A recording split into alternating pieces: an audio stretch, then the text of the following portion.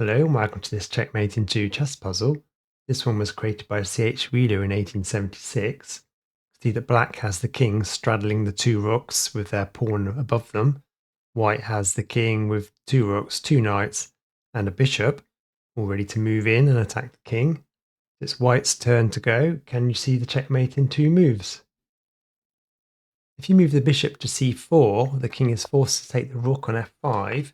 You can then move the rook up to d8. Black can try and push the pawn, but then you can move the rook over to checkmate in 3, but not 2. If you move the rook up to d8, the king can take the rook on f5. You can then check with the bishop. The king's forced to move down, and then you can move in and checkmate in 3 with the rook. Moving the rook to d7 doesn't help with the checkmate in 2 either, because a similar thing happens. The king has an extra escape square, and you're only checkmating 3 this way.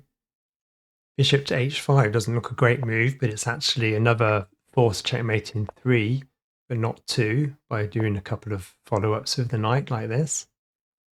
Okay, let's take a look at the solution to this one. So pause the video if you need more time.